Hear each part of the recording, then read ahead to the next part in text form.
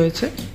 দেখুন, ফুলিয়া বাস স্ট্যান্ডে যে 12 নম্বর জাতীয় সড়কে আন্ডারপাস রয়েছে, সেই আন্ডারপাসের নিচে জল জমে আছে, 1 হাঁটু জল।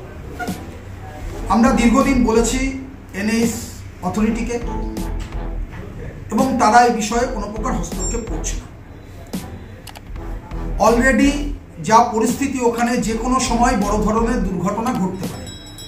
আমরা বলছি যে অবিলম্বে যে নিকাশি ব্যবস্থা ওখানে রয়েছে, জল নিকাশি ব্যবস্থা, তার মধ্যে ত্রুটি রয়েছে।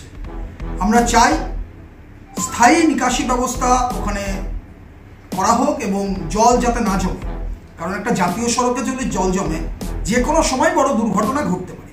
ফুলিয়ার মানুষ বাজারে আসছেন, বাজার থেকে ফিরছেন, একটা বিরাট সমস্যার সম্মুখীন মানুষ হচ্ছেন। আমি চাই অনতিবিলম্বে ন্যাশনাল হাইওয়ে অথরিটি তারা এই বিষয়টি দেখুক, এবং ইতিমধ্যেই আমি আজকে চিঠি করেছি to the project director Krishnanagar NHAI Bhatjangla Nadia. সেখানে চিঠি করেছি যে 12 নম্বর জাতীয় সড়ক ফুলিয়া বাস স্ট্যান্ডে যে আন্ডারপাসে জল জমা, এই সংক্রান্ত অভিযোগ করেছি, এবং যত দ্রুত সম্ভব এর ব্যবস্থা করতে হবে। আর যদি না ব্যবস্থা করে, তার জন্য যা যা করার আমরা কিন্তু করব। চঞ্চল চক্রবর্তী, সহকারী সভাপতি, শান্তিপুর পঞ্চায়েত সমিতি।